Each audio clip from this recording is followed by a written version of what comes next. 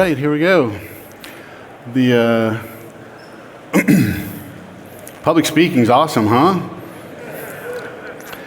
You know, and I seem to remember that some of the track twos in years past were in smaller, simpler rooms. But that's okay. We adapt and we evolve. That's what today's presentation's about. The evolution of compliance, technology, and standards.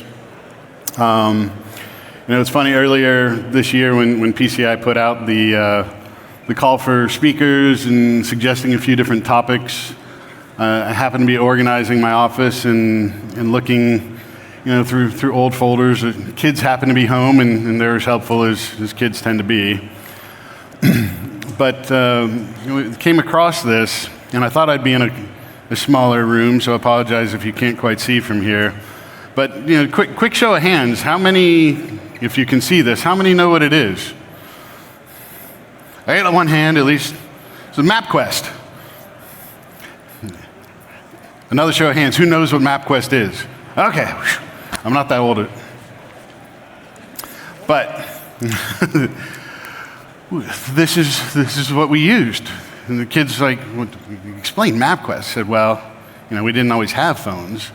I'd have to fly from DC to LA, and I had to know how to get from the airport, the car rental center, the client site, maybe get something to eat, and whether my wife wanted me to or not, I still needed to know how to come home. And the point is, it still works, but how many people still use it? I did check after seeing it, and there is still a website, but obviously we're using the phone. But the compliance evolution is kind of the same thing. I mean, why don't we use this anymore? When we go somewhere, there's road closures, there's detours, there's more efficient ways to get there. There's alternate paths of getting from A to B. I mean, LAX hasn't moved, my client site hasn't moved. I could still use this, but there's a better way. And a lot of what we deal with, from compliance and the technology standards is largely the same. You're going to see we have some same basic core tenets of what we've done. The major milestones haven't moved, but we've introduced some tweaks and twists along the way that help us do this more efficiently than we've done in the past. So I needed a third hand here, sorry. But the compliance has really taken us on a journey. At least, the things that I'm focused on here today, there's plenty of different journeys for different topics. But as we talk about device deployments, we can look back as far back as 2005 and see the original publication for things with key blocks. Think about the original migration of DES to triple DES in 2010. We had Tier 34 originally published in 2012. Some modification in 2017, which is another important date I'm going to reference for a different time. But as we see, there have been a very specific set of core concepts that have been put in place through the years to get us to where we are today that we rely upon to have a more streamlined approach. And that's really what we want to focus on here. So how did we get here, and where is it that we actually came from? These steps have been a very cautious, deliberate set of specific objectives, all interweaved in supporting one another for a different reason. And the point is, those aren't even done now. We still are building on certain objectives that will help us propel other technologies into the future. But understanding what we've done and appreciating that in a better way will help us, I think, to adopt more of where we came from. And when we're talking about device deployments and key exchanges specifically, what was our only option before? It was a very manual, labor-intensive process. Relying on split knowledge, dual control, video monitoring, secure rooms, and if we're lucky, one person that kind of knows what they're doing, and everyone calls it the herding of cats to pull everybody together to do the most sensitive function of key exchange. in key formation, usually with what I call a voluntold group of individuals. You assemble people that aren't really there as this is their full-time responsibility. They're doing something else. They're marketing, they're accounting, they're doing what have you, and they're holding up the process, and we're taking them away from their day-to-day job to help support some of these previous labor-intensive processes. And through the standards committees, we recognized that there has to be a better way. We can't deviate from our major milestones, but we started to put these elements in place to get us to where we are today, which is a pretty widespread deployment of a more, I'll say now, even the asymmetric distribution of symmetric keys, which is what ultimately enables a more secure, faster deployment of the devices that we want to focus on. So in getting there, we've addressed a few migrations, and I think a really important lesson we've learned along the way, and I think whether it's through standards or assessments, but even in our own individual corporate migration strategies that don't necessarily have to do with the assessment, we ended up learning a really effective strategy through the staggered release of the key block functionality. As we see here, the initial publication, back in 2005, we set some milestones. We thought we would address. We had actually hoped the key blocks would just simply be adopted in 2010. There were a few people that were ready to do it, but most everybody was not. And so then we realized, we have to stagger it. We said, okay, well, how do we stagger it? Well, let's stop worrying about the entire world and tell everybody to fix your own house. Handle the keys at rest, deal with the stuff just in your environment. Don't worry about what everybody else is doing. When we all say we're done with that process, then I know what my piece is secure, you know your piece is secure, and we can then begin to deal with the exchange process. And once we feel good about the exchange process, we're now able to get to the actual endpoints that matter. But it was a very staggered release. And we initially staggered it intentionally after the first round of pushback and general unreadiness. We had a glorious global pandemic that helped us stagger it even further. But here we are today. And all three phases are complete. All the companies that I work with are able to address it in all three phases, and it's been a lesson not only for the standards, but I've seen several companies address other migrations in similar fashion, and that's what I hope we can take away and learn from and apply some of this unintended procedure that we went through into addressing some of these other things, because there are bigger, more important things to address. We are eventually going to have to deal with AES, and nobody writes a blog anymore without saying the acronym PQC. But we haven't really looked at too many of the methodologies and strategies for how we would ultimately get there. So our printed directions aren't going anywhere. But through the benefit of technology, these things should be programmatically built into most of the technology we're using.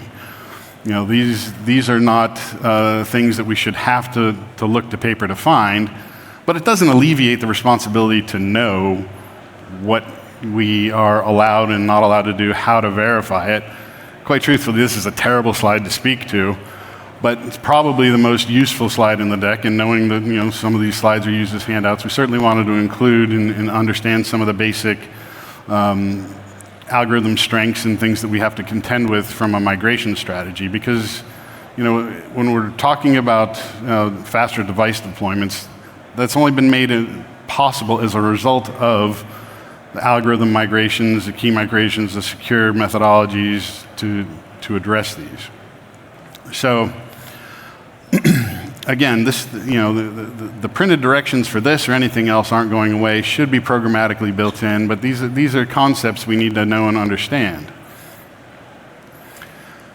I mentioned the core concepts really haven't changed. A key is allowed to exist in one of three ways. Nothing's changed. LAX hasn't moved. We're still not allowed to compromise keys. A key can exist in an HSM, a TRSM, an SCD, secure cryptographic device. If it's not in one of those, you need to be wrapping it. It needs to be wrapped with a key of equal or greater strength. And if you can't do that, you have to split it into parts. It's as true today as it was 30 years ago. But what we have done is introduce technology and techniques that allow us to move past the labor-intensive manual steps that were done in the past and actually automate for instantaneous release of keys and loading of devices out in the field. A device order used to take, if you were lucky, a week or two to get out in the field. Now, people can say, I want a device this morning, and it be ready to go this afternoon because of the more streamlined techniques, all still adhering to the same basic concepts of key protection and key delivery. But through the new technology that's been made available by the standards, this is our new reality. And the new reality really is centered around, the great app update, really moving us from paper directions to GPS in the palm of our hand. TR-34 has, been around for quite a long time. Published in 2012, I would dare say, and I can look at a few people in the audience and you know who you are, that probably had techniques that supported this even before the publication date. But it's asymmetric distribution of symmetric keys. And while you can do it at one endpoint, to really be widespread and effective, we need it everywhere. We need everybody to be able to support the same technique and technology because there are other endpoints that we can make use of this technology to streamline our processes, and we do.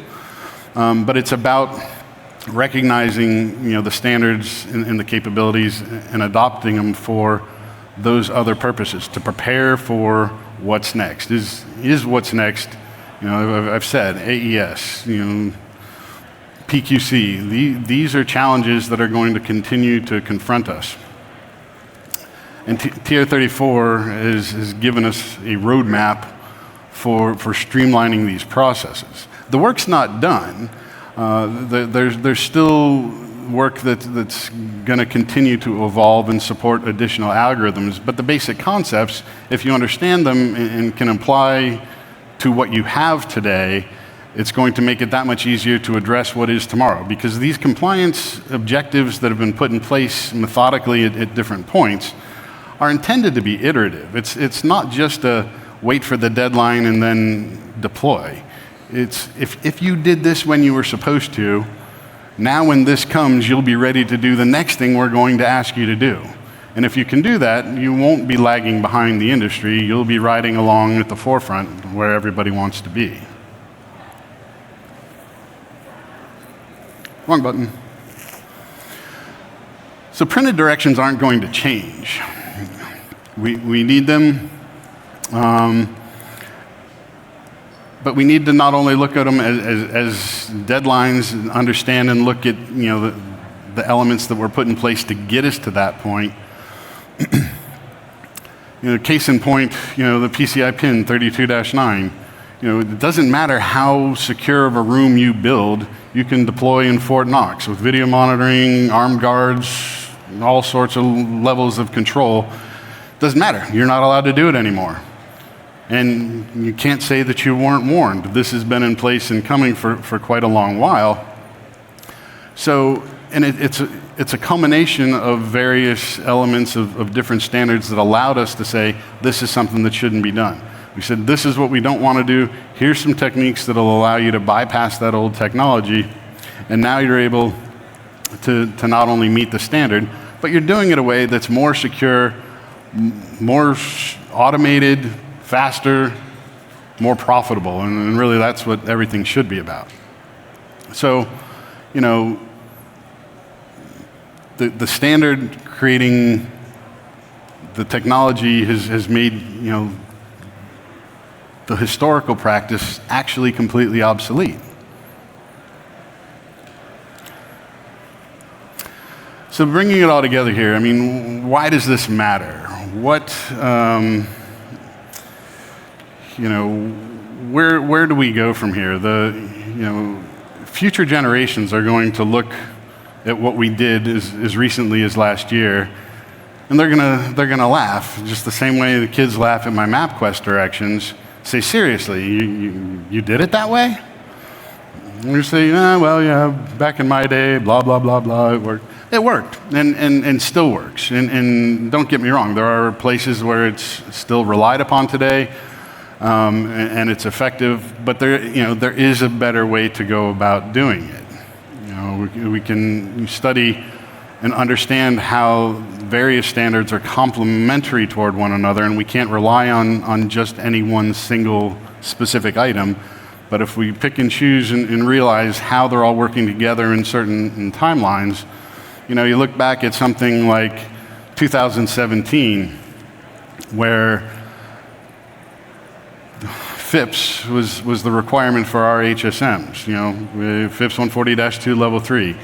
Well, FIPS in 2017 said, you know what, we don't like that algorithm anymore. We're not going to certify HSMs that use that. And it's probably not a big deal. It's only used in 100% of all debit transactions in the US. So what do? We do need to begin figuring out how we migrate. Now, PCI stepped in, gave us an alternative, and we have PCI, PTS, HSM, and they're enabling us, but they're also pushing us. And as an industry, we need to recognize, the writing on the wall. How do we get to where we need to be, see what's coming, and adapt toward the future? So, in quick summary, compliance is a set of directions. It's not just a tick box. We're helping to guide where we need to be, where we want to go in a compliant, secure fashion. And in most cases, we're doing it in a way that is faster, more secure, more profitable. You can decide whether or not to wait for deadlines and look for detour lanes, or you can be more proactive. You can use the paper components or use the automated app. But you have to get involved in the discussions. You have to be involved in knowing what everybody else is doing, what everybody else is making capable, and hopefully become more active in the actual delivery of the standards and participating in the groups. So that would be, following on a little bit of Jeff and Ralph, inviting the community to participate more broadly and make sure that the technologies are available and recognize how they're coming together to enable the technology capabilities that we need today. So with that, if there are any questions, they're certainly floating around, and appreciate everyone's time today.